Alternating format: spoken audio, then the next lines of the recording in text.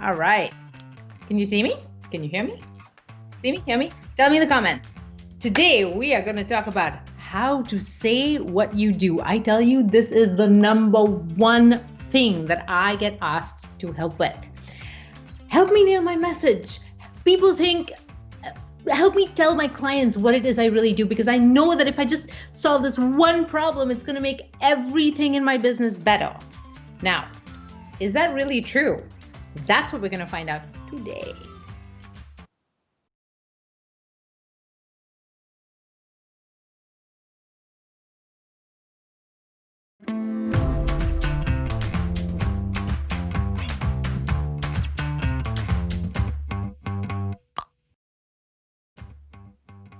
Hello, I see Cindy's here, I see Jayad's here, Mbotiam, Mbio, Mr. Bassi is here. Help me say your name. I will try not to butcher it. Anyway, I want to talk today about how to say what you do. And this goes well beyond an elevator pitch, because let me tell you, people spend so much energy developing an elevator pitch. And I know I'm like the messaging queen who's like, wait, she's telling us not to do an elevator pitch? We actually help our clients develop I help statements, which is the equivalent, like I am a transformational coach, I help other women, blah, blah, blah, blah, whatever that looks like.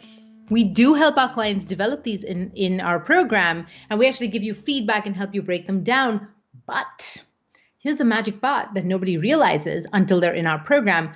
Those statements are literally for admin purposes. They're to help you have that clarity, and they're to help us have the clarity of that you figured out. We just want to be able to tell, okay, this person knows exactly what they do, for who they do it, and what the transformation is. Good. We don't use it in actual messaging. That's not why we developed that statement. We literally only developed that statement for admin purposes in-house. So if you're watching the replay, by the way, give me a big old hashtag replay. And if you're watching live, hello, I would love to be able to take your questions and customize this to you. So the very first thing that I'm going to ask you to do is to tell me in the comments, what is it that you most struggle with your messaging? Where do you feel like things fall apart? Is it not being able to express what it is you do?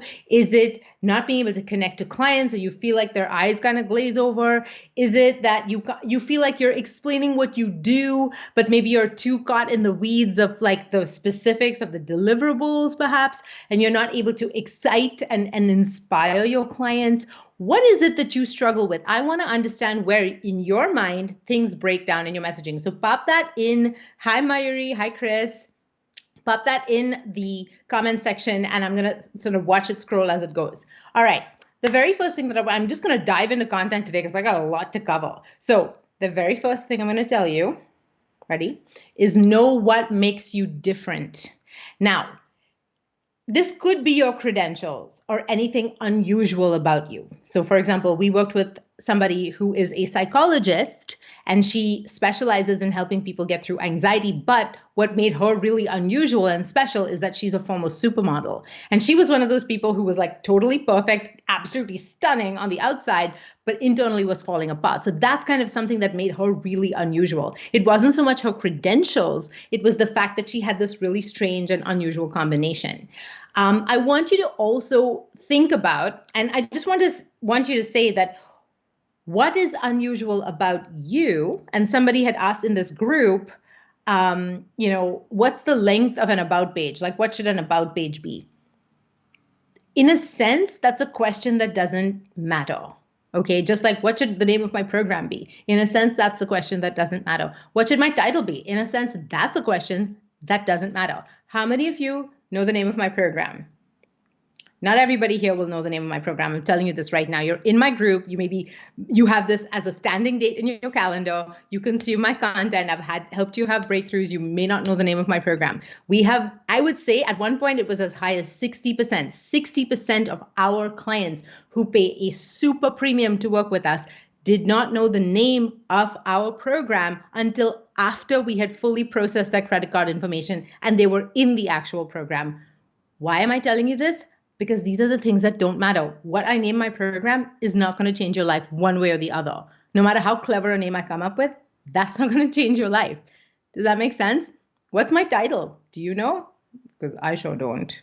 I have no idea. It just really depends on the day. Grand poobah or fabulous. Like, that's me today, right? You know what I mean? It doesn't matter. Am I a transformational coach? Am I a business coach? Who gives a shit? If I'm not able to show you with my content, with my depth, with the questions that I ask you, if I'm not able to prove to you that I've got the goods, that I know who you are and what your real problem is, what does it matter what my title is? We're not going to be working together. Does that make sense? So the very first thing is know what makes you different, and it's not enough to kind of rest on what makes you different. Like if our client had just stopped at being like, I was a former supermodel and now I help people with anxiety, that's not that compelling. Like I'm not going to work with you just because you were a supermodel. That's not enough. The real magic is in knowing what makes your client different.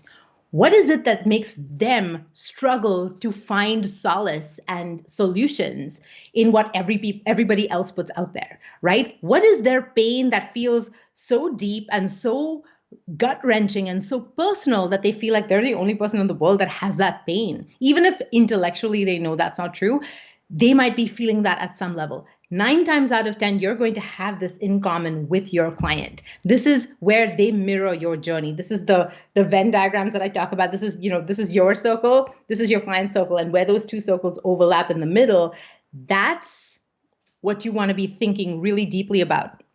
What are the gaps in the market that you address, right? In my case, for example, there are so many other, geez, we're in such a crowded niche. Business coaching for coaches, come on, right? That's a cliche now. So I could be a trope, or I could decide, okay, wait, what was my experience? I had spent hundreds of thousands of dollars getting coaching, trying to build my business, figuring out all these different things. I got lots of different things from during that journey, no question. I'm not bashing anybody here, but there were a lot of things that I picked up along the way where I was like, wow, like this is not working for me. These are all designed by marketers, and I am not in my heart of hearts, I am not a marketer. That's not the part that gets me all excited. The part that gets me all excited is the personal development piece. It's the coaching element. It's the connection. I want to spend 80% of my time in that because that is my zone of genius. And I don't mind marketing, but I don't want to be spending more than 20% of my time doing that. Does that make sense? So I had this huge awakening after spending hundreds of thousands of dollars that I was learning from the wrong people, and I was building a company that looked on the outside and that fulfilled many of the promises on paper, at least, by following people who were marketers. And I was building basically a marketing company when I didn't fucking want one. So that is something I realized about my own journey. And because I realized that about my own journey, that is something that I put in my messaging, and that absolutely resonates for our clients because they have been on some version of that exact journey, or they're about to embark on that exact journey. And they're like, OMG, I never even thought about it that way. Thank God. Because if you are a marketer and you're super excited about that, then you shouldn't be learning from me. You should be learning from a marketer because you're wanting to succeed in that way. That's your zone of genius. That's what you were built for. Nothing wrong with that. But if that's not you, you're never going to be able to build a business that feels fulfilling, that thrives, and that pays you monetarily and otherwise if it's out of alignment with what your actual zone of genius is. Does that make sense? So you have to figure out what that looks like for you. When we work with our clients, this is what we help them figure out. Because when we can figure out where your own journey is so crystal clear, and that, we pull out those pieces, and then now you're using that to attract your ideal clients, it is effortless. It is like, they feel like you're an answer to their prayer. They're like, oh my God, I'm so grateful that you even exist. Does that make sense? So know, how are you different? How are your clients different? What do you have in common with them that makes you different from the norm? Moving on. Identify your blocks. She's talking about blocks again. Yes, she is. She is talking about blocks again. Why is she talking about blocks again? Because I will tell you this. Often we don't say what we do as clearly as we would like because deep down we're scared of something. I literally had a call earlier this week where I was speaking to somebody who, when we were talking through sort of what she did, she would kind of describe it. I looked at her website. I looked at the messaging that she had out on social. And I was like, hang on a second. You seem to be, at least at some level, you're putting out the right message to some extent. but there's no energy in it. Like and I read energy really clearly. So it's like, there's no energy in it. And what she was doing was the equivalent of, it's like saying, I help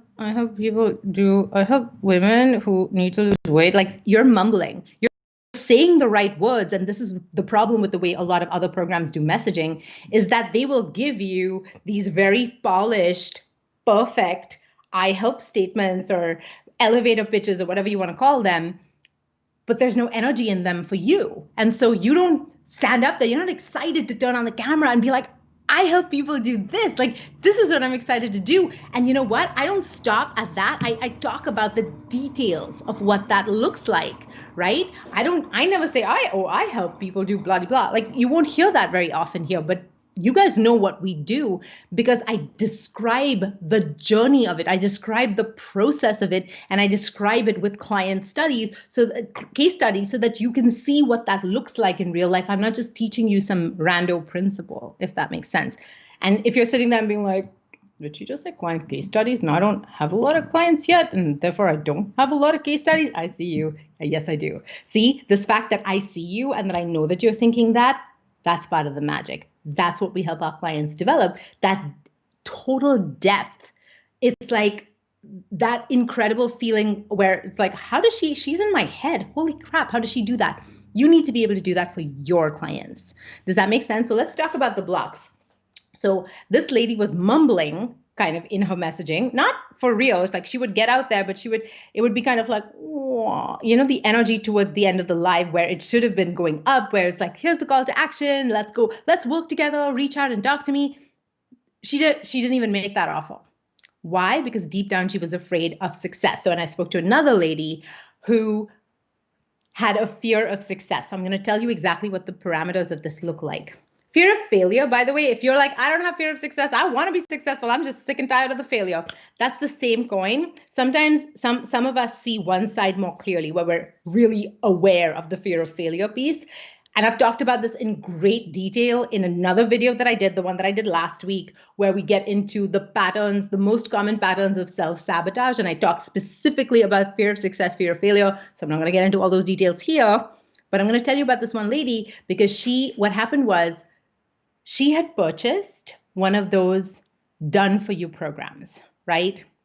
Some kind of certification, and it comes with all these scripts. And I am not bashing scripts. Let me tell you, we have scripts in our program.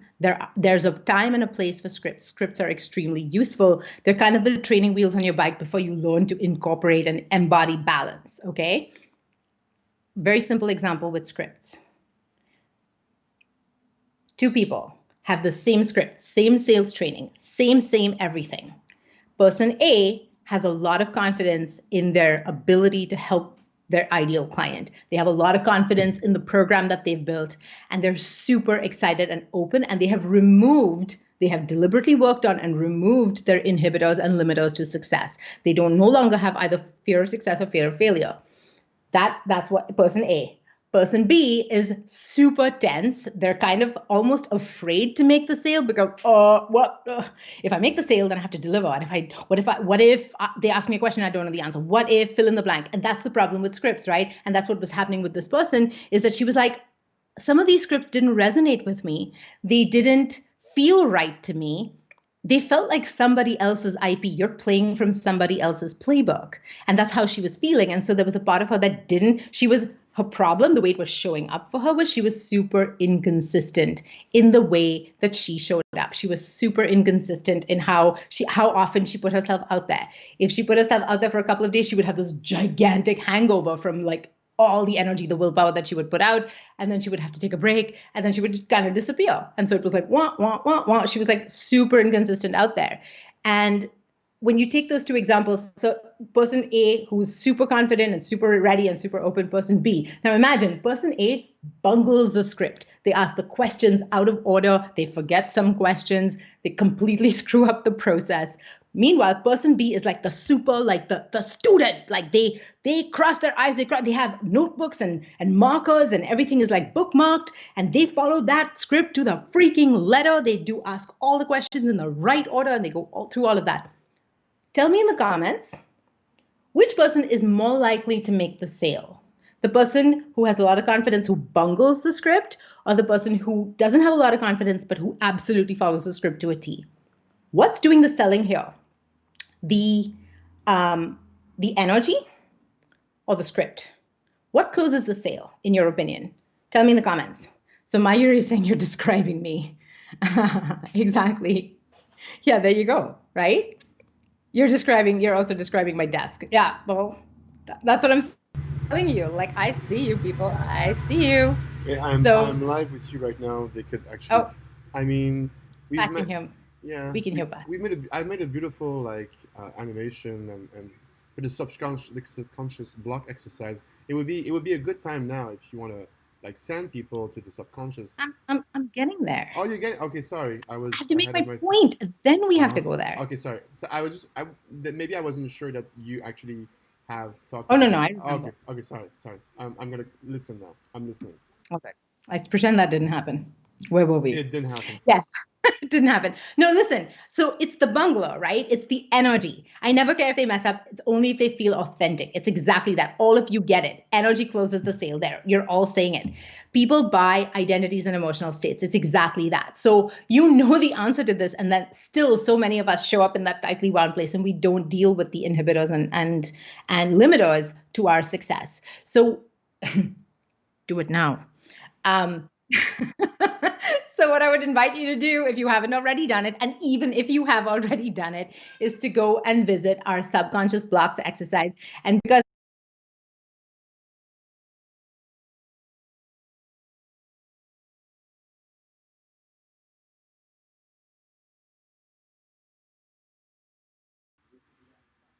It is. I'm live with you now. It's impactwithinfluence.com/subconscious. Thank you very much. And right now we see the video. We see the video on screen.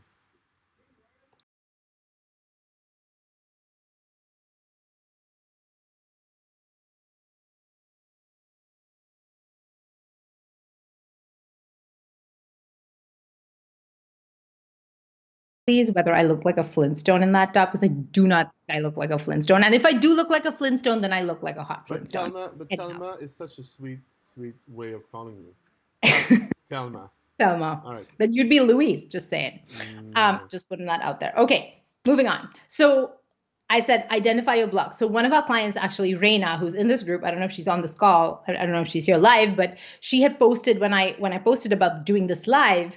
And I like you to see this, right? People are like, oh, they only post about successful things. I want to show you what it looks like when somebody's really blocked and has the goods but is still blocked, and what that looks like. So Reina had posted in this group. So if you scroll the feed, you'll see her comment. She says, I'm still trying to figure out what the F I do, because every time I make a choice, it just doesn't feel right. No. So I want to put out there that Reina, every time, so we went through, when she was in our program, she just graduated. We went through every time she settled on I help this, and we figured out the I help statement. We'd be like, all right, let's go do the pain and bliss. Let's go do, and we have a whole process that we take each of our clients through. It's super deeply supported too. So it's not like you do an exercise and then you're like, I think I did it right, but I'm not sure. No, our copy coaches will work with you, and I'm one of them, by the way. Work with you, get in there, be like, this needs to be deepened. Wait, what are you trying to say here? Oh, add this, and then we'll add stuff, we'll tweak stuff, we'll give you feedback. So it's very supported.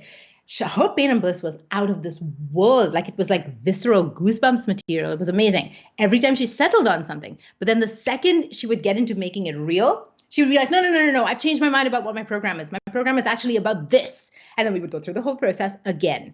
And I want you to know she still made a high ticket sale. She has never closed a sale of this nature before. It was like, we're not talking a few $1,000s. We're talking high ticket. Yeah. She still closed the sale despite not fully figuring the specifics out. She knows that she's able to, I know she has the goods. So by the way, we wouldn't work with you if we didn't think you had the goods. This woman has the goods in spades. Her problem, and we talked about that in the comment thread on that post, so go check it out. Her problem is that committing to any one thing feels like death. It feels super stifling. This is a pattern that shows up elsewhere in her life too. It feels super stifling. And so there's a major push-pull with showing up any one coherent way. And that would be what we would, so if she was still in the program or if she joined Mastery, the thing that we would work on is that. So there are two things that I want you to take away from the story. One is that you can not have everything completely, totally dialed in. You can still make premium sales as long as you have the goods where you know that if someone paid you money, you could absolutely deliver what they need. Does that make sense? So that's the first takeaway. And the second takeaway is it's always the blocks that prevent you. It's not, it's her pain and bliss is mwah, like it's perfect every time she knows what she wants to say. So people think, oh, I don't know. So all of you who are like, I just don't know how to articulate it. Is that really the issue? Or is it more that you're scared of what would happen if you were to articulate it?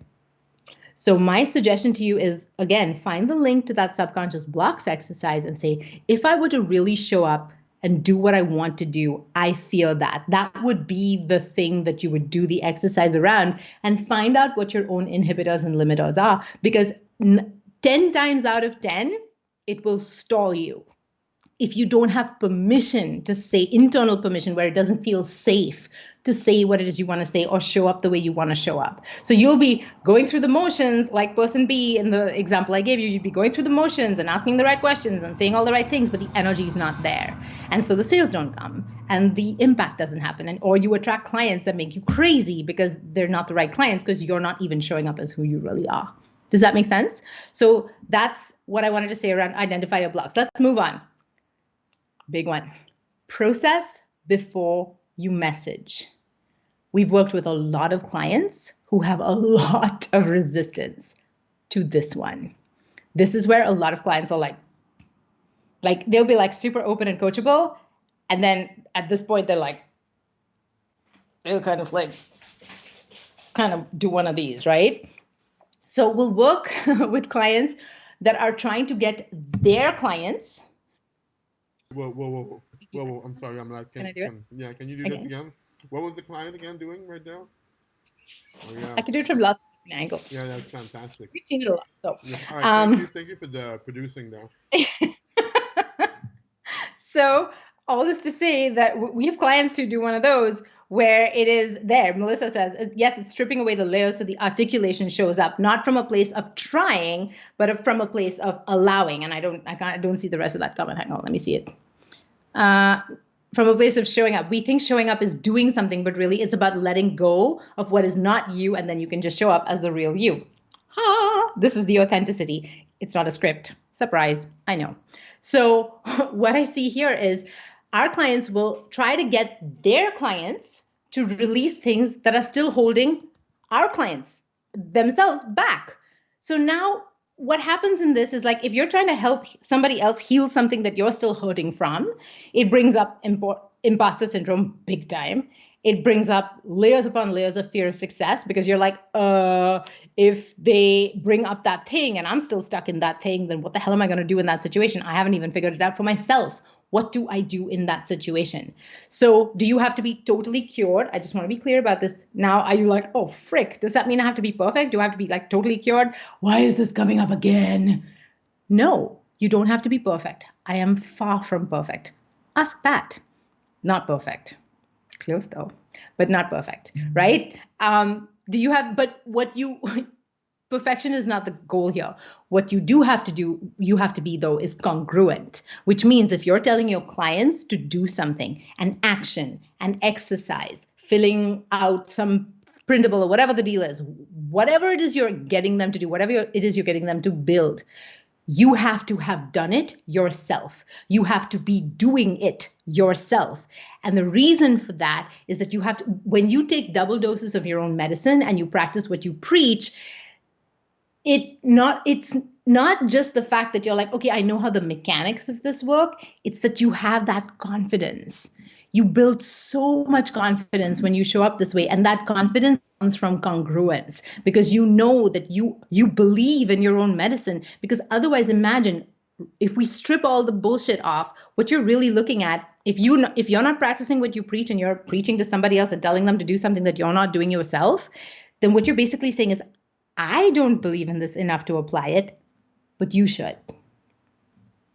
that's a really hard sell. Like you need to have like all the ninja sales tactics to be able to make that work. Like that's a lot of work, too much work. Okay. So it's much easier when you're like, I have done this. I have done it for weeks, months, years. I have gotten myself through this. I have applied this in easy times. I have applied this from in hard times. And it is those experiences that give you the depth and the detail that makes the little hairs on the backs of someone's neck or on their arms stand up. Do you see what I'm saying? Because you can describe what that transformation looks and feels like, not just in one context, but you will have gone through that.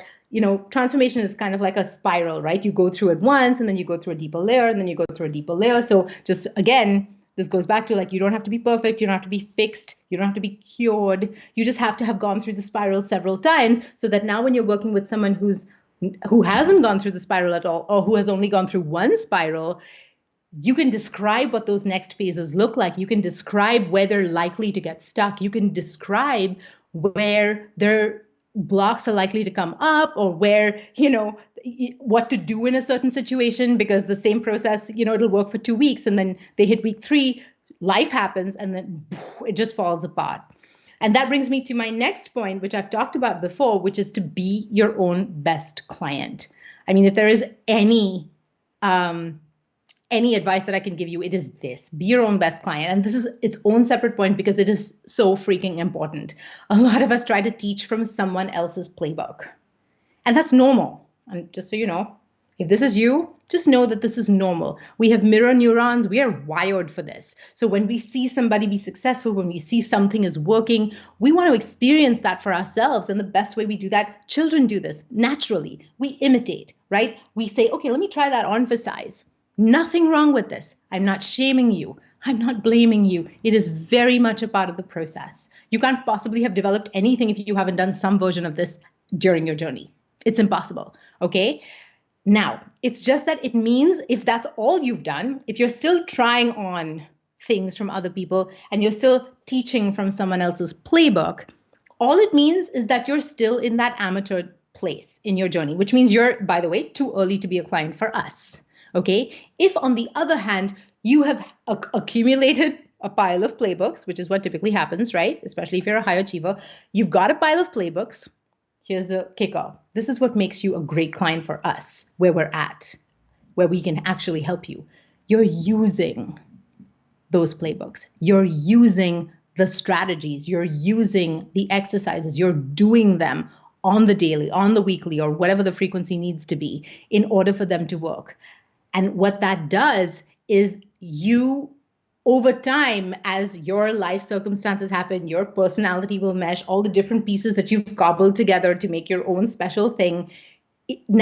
Over time, when you apply time and repetition to this beautiful thing, it becomes yours. You have imbued it. You have brought it to life with your own energy. That's when you're ready to work with us. Does that make sense? So most of us have a deep insecurity from not having our own thing. And when you are in that place, what ends up happening is you just keep questing for more and more playbooks. You're like, I need to get certified in Reiki. I need to get certified in human design. I need to get certified in fill in the blank, like whatever that looks like. What I need you to do, though, is figure out what actually works for the transformation that you want to create for others. And then you need to freaking double down and do it. And if you're not sure if you're doing it, then get a notebook and track it. But make sure that you're actually doing it and you're doing it over time. You need to clock the hours and you need to be comfortable with the tedium of repetition. Because if there is one thing I will tell you about success, especially at the 7-figure level and higher, there is a lot of structure and repetition to your life. Does there have to be? No, you can have it be whatever you need it to be. I just want to be clear that repetition in my life feels comforting. It doesn't feel tedious. I don't hate it. I love it. I love it because it gives me a certain amount of structure. So then I can just come in and I can pour my energy out. And it's just, I feel supported by the structure. It doesn't feel stifling to me. So if you're hearing structure and you're like, get it off me, that's just because you need to process what that means for you. Different people need different levels of structure. There are others who would need a lot more structure for this to be comfortable. I need a certain medium amount of structure, and some people need very, very little structure for them to feel comfortable and free. So you have to figure out what that looks like. However, when you're in the amateur sort of phase of things and you're trying out a bunch of things and you're still like questing for playbooks and things like that, what ends up happening there is that you're always addicted to the drama of not feeling good enough, right? You don't feel good enough, you buy something. You don't feel good enough, you take something. You don't feel good enough, you try something. You don't sit with that. Where is this coming from? And that goes right back to that subconscious blocks exercise. Do it. Figure out what your problem is, the real problem, and then stop buying.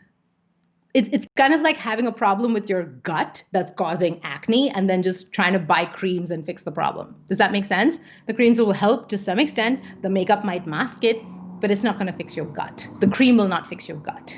And that's what I'm talking about. I'm talking about fixing your gut. That's what, next, so another point I want to make is take all the advice that you give your clients. Wait. I'm sorry. No. This is repetition over time. So repetition over time makes for great messaging. So when you're taking all the advice that you give your clients, I want you to see how it feels. I want you to be there, see where the process breaks down. I want you to not run away from the feelings that come up in that moment where you're like, oh shit, like this worked totally well and it was totally amazing. And then it stopped working and oh my God, now I don't know what to do. And then you get distracted and you go get a snack or you go buy something. And then, do you see what I mean? You go hire another coach. Don't do that. In that moment where stuff breaks down, be like, okay, what do I feel?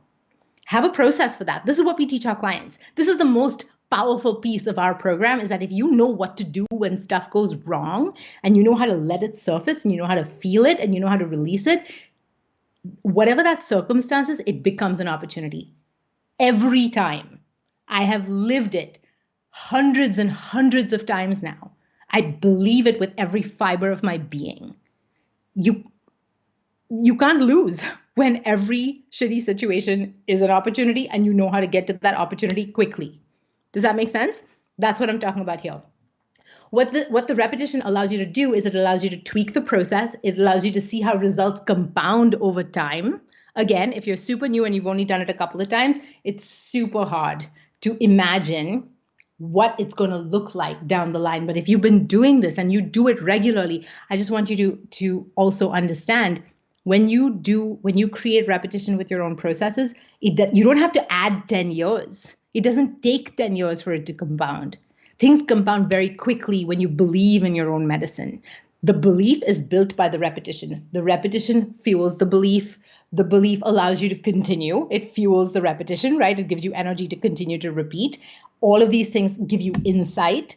They help you understand the process and imbue the process with your own essence, which then makes it yours. Does this make sense? This is what messaging is actually about. Because when you have these things, who gives a shit what words you use? They will be the right words by default because you're so clear in what you do. Does this make sense? So most of us, and this is the point that I wanted to make, when you see where your process breaks down and you're not afraid of it and you're not running away from it, you can develop it better. When you see how results compound, when you see where to fill the gaps, you see how to solidify things, it gives you a range of stories to tell different people, different circumstances, even if there's not different people, even if it's just you, different circumstances, different emotional barriers, different age, you'll be different ages potentially when you tell these stories because it's over time. All of these things make the message and the much, much richer and much more resonant. It makes you unafraid to coach clients who are going to not break through that first week. How many of us have worked with clients where it took a while for them to get where they needed to get? They keep asking questions. And if you just answer the questions they ask, it fuels their stuckness. It fuels their confusion. How many of you have worked with clients like that, right? You have to have enough experience where you're not buying the question that they ask because you know that they don't even know to ask the right question yet. That's part of where their stuckness has come from. They're super smart people that have intellectualized themselves into stuckness. That's a lot of our clients. So we know that we have to be very freaking clear about the process and what is causing the stuckness so that we can help them ask the right question to themselves, to their own truth, right? So we help them ask the right questions, and then we give them guidance, we give them perspective, and we help them ask the right questions, we give them guidance, we give them perspective. That's how that works.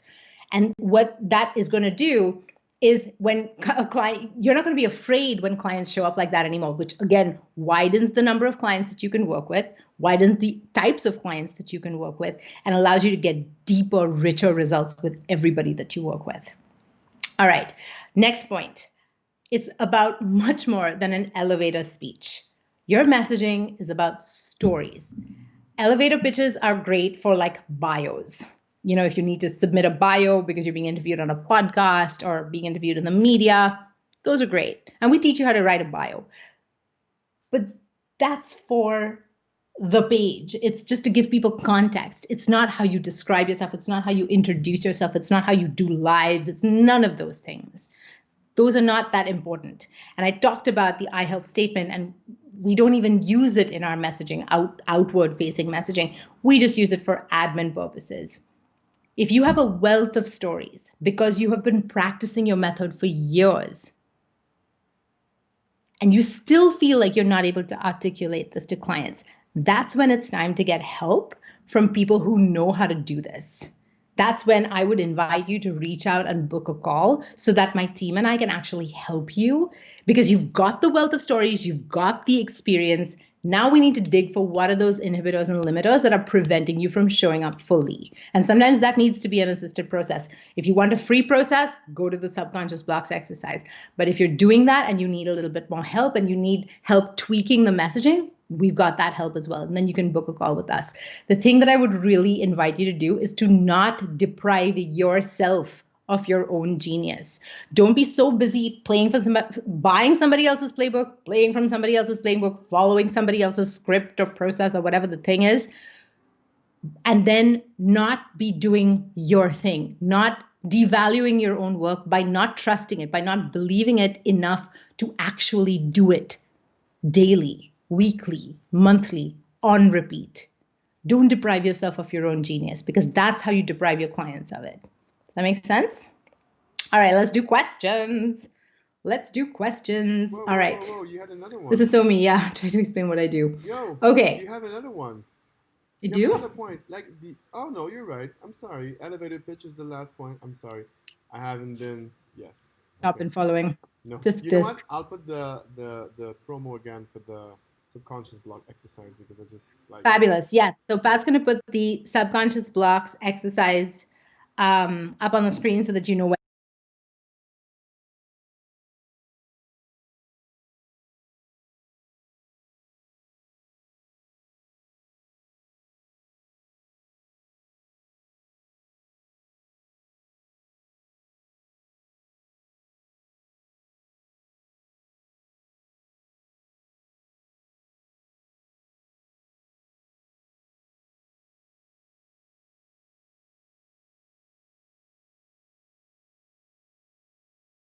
Investing, tens of thousands of dollars in programs and courses that taught the tactical pieces, but that didn't help them speak to what was really going on. So that's, go find that. The pretty link is impactwithinfluence.com/subconscious. Make sure you spell that right.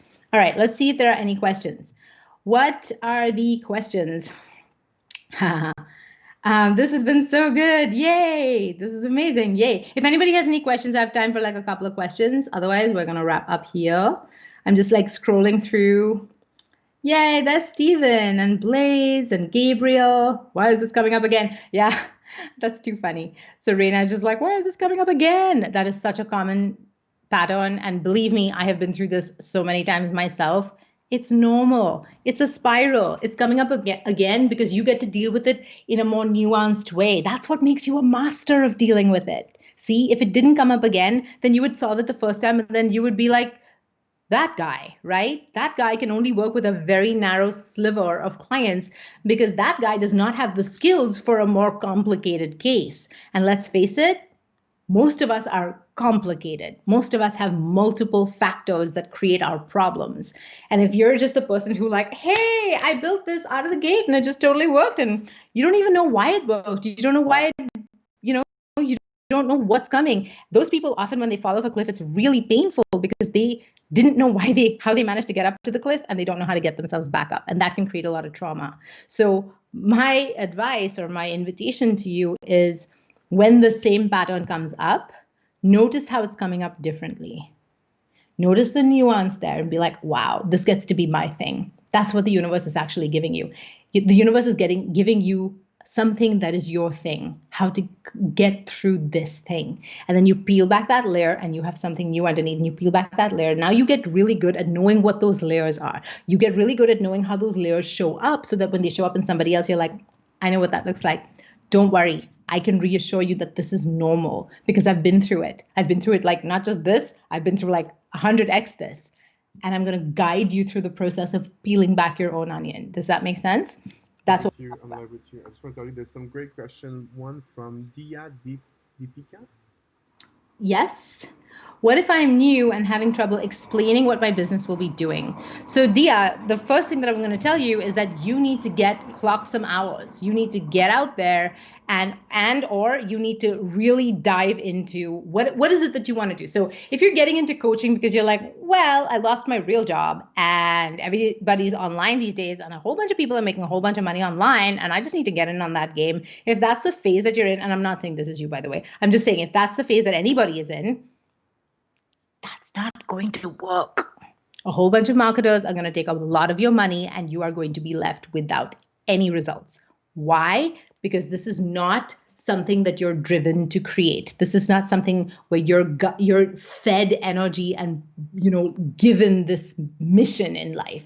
If it's not mission oriented, I don't know what the answer to that is, other than to say, really go look at the subconscious blocks exercise. Even if you have a revenue goal, start with that. Be like, if I made $50,000 a month, I worry that. And then just do that exercise and see what comes up for you. Because those pieces are what you're going to have to deal with in order to have the clarity of what it is you do. So Dia, honestly, you have to figure out, what do you do? All the questions I talked about when I started this live, where I talked about what makes you different, what makes your client different, you need to have very compelling answers to those questions. So you don't need to have and watch this whole live, because I've talked about what to do if you don't have other clients or tons of other clients or tons of testimonials. I have a whole other video in the video section about what to do, how to sell if you don't yet have testimonials. Okay, so I've talked about that in depth, but this is really about you getting crystal clarity on the work that you want to wake up to every damn day, whether you get paid that day or not, because there will be a lot of days in your business where you don't get paid, but you still have to show up and do the work. And when you do that, that leads to more days where you do get paid financially. So you need to be able to get paid in a lot of different ways. And that's a whole other video that I've done, know how you get paid. That's a very long answer. Okay. So what I'm hearing is that we will always have blocks. At what point do you overcome all your blocks? I will let you know when I get there. I don't think it's going to be this life, though. Don't think it's going to be this life. Some people do, but there's like maybe 3 of them in the history of humanity. So I wouldn't hold my breath. You don't have to get over all your blocks. Your blocks are just going to get more and more nuanced, and you're going to have bigger and bigger freedom. And I think, in a way, that your connection to those blocks allows you to stay rooted in the human experience, so you can help more humans who are much, much more mired in that experience. If you completely lost your blocks completely, then how the hell would you even relate to people who have them? Like, that would be a really difficult conversation to have, because you're on such different wavelengths. So I suspect that the reason that we stay in that spiral is to stay connected to the collective consciousness. That's my take. All right. June's like, I'm so glad you're my mentor. Thanks, June. June's in our program. June, can I tell you a story? Oh my God, I have to tell you a story.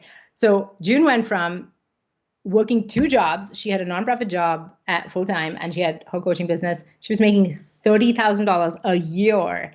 And June just had her first $70,000 month. And she just graduated our program like a couple weeks ago. Whoop, whoop. So, and man, oh man, June, like, I don't know what you get to share here, but there were a lot of tears on our group coaching calls, and we did some sales role play, and we rooted out all her own internal objections to success, starting with the fact that she was an anti-capitalist and that money had been construed with a certain energy, and therefore there was a lot of push-pull around it. And so we worked through all of that. And June, man, you really look at your results. You really showed up. You really went for it. And I'm so grateful to be your mentor. So thank you. Stephen, thank you. Stephen holds the record in our program. He made 120K in cash during the 8 weeks that he worked with us. And there was, I think, more in the pipeline. So, whoop, whoop. All right. Reina says that trolls mean you're triggering people, which means you're reaching people, which is awesome. So true. Where does weight loss meet self-acceptance? We have this running joke that if you're a 10, why not an 8 and a 4 or a 0? The point being that if you keep trying to please the trolls, you'll drive yourself mad. So true. Absolutely true. I think you might be missing the question of. I might be missing a question. Sneha Shama. It's a bit above Mr. Bassi's question about the. I'm a weight loss coach. Oh, I see it here. Someone trolled me on a DM yesterday, and said I should probably help myself first. Now I have lost a lot of weight in the past, but I'm still a work in progress. In other words, I'm a size 10. Okay, I see what Reina was saying, and not very unhappy about it. Doesn't mean I don't know how to lose weight or that I can't coach anyone to help them lose weight. How do you deal when you face something like that? So first of all, Sneha, that person has a very rigid understanding of what success looks like. Here's what this opportunity is. Your opportunity, Sneha, is to sit with any residual. It may be very little, but the fact that this showed up on your radar, you thought about it enough to write this out here in this group means that there is energy in it for you, which means this is an opportunity for you to sit with any shame, any guilt, any resistance that you have to owning this because you're not perfect. And like, what does perfect even look like? These are the things that you need to examine for yourself. And this person is giving you an opportunity to speak to this exact energy out in the world because your clients are facing exactly this. You're a weight loss coach. Your clients are out there doing all the things, actually losing weight, but it may be going slower than they would have liked. It may be going slower than it went for somebody else. It may be going slower than their friend in inverted commas or family member may come and may think it should be going. And then that person will be like, hey, you know what? You should do X, Y, or Z. And that's going to like really triple your results or whatever. And they're like, no, that doesn't feel aligned to me. I need to do it this way. This is working for me. The fact they need to know how to deal with that, which is why you're being led to figure out how to deal with it.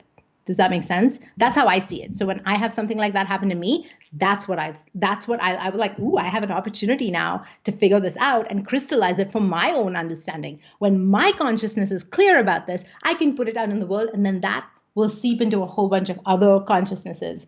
And that's how I help heal the collective. Does that make sense? That's how I see it. Okay. That we build a plane while flying. That is so true. All right. Are there any more questions?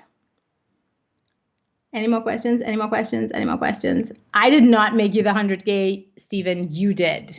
I didn't. I just helped you. I just helped you get out of your own way. You always had it in you. And you had it in your network, which you told me you needed in your network. Told you so. Okay.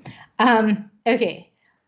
My last prospective client's core issue was self-sabotage, like a slap in the face from my own reflection.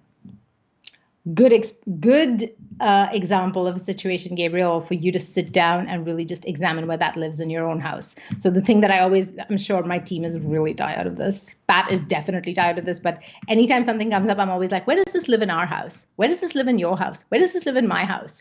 And what I mean by that is, where does this energy live in my consciousness? If something is triggering me, where does that same energy live in my consciousness, and what can I do to release it? What can I do to honor it? Even if it's a negative, what can I do to be like, okay, I see you. I see you're trying to do something. This is not the most constructive way to do it, but okay, I see you. I validate you, and then I'm going to release you. Just that. All right. Nomita asks, how do I stay in the deep space longer? I tend to get out of it without realizing it. So Nomita, it's maybe just learning better processes to do that. That's one of the things we teach in our program, is that we teach clients how to go deep. We give you tools that you can use, and varied tools. So you have different tools for different situations, and that allows you to practice staying in that deep place. And ultimately, it's a matter of repetition. Like, I wish I could give you hey, I have a magic bullet and here you can buy it. It's not like that. even if I gave you a magic bullet, you would still have to load it into your gun. And when you shoot it, you got to go pick it up, load it back in your gun and shoot it again. Do you see what I mean? There's a repetition element there regardless. So it's just repetition. You find yourself popping out, sit with yourself and be like, what do I feel when I pop out? Do I feel shame? Do I feel anger? Do I feel frustration? Maybe you don't notice it in the moment, but when you do notice it, what comes up for you? That would be something that you would work on.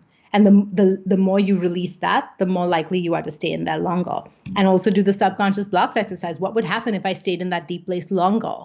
What am I actually afraid of? There may be something your subconscious is trying to protect you from. That would be a good thing to examine. Patricia says, the more I watch your lives, the more I see I'm a great coach. Even my free clients in my Facebook group are reporting growth and wins just using a few skills I share. And it's becoming apparent to me my issue is the subconscious blocks that are holding me back from fully showing up. Come and work with us, Patricia. This is what we do. Yay! Okay, amazing. Cool. I think that pretty much brings us to the end. We're going to wrap up here. If you have additional questions, if you're watching the replay, I would love to hear your big aha from watching this. I would love to hear, if you're watching the live, I would love to hear your big aha from watching this. What is the one thing that really landed for you where you're like, that, I came to this live to hear that, and now I need to do something with that. Write it down so that you can remember and I can hold you accountable. And then if you have any questions, obviously pop them in the comments as well, and I will come back and I will answer them. Bye.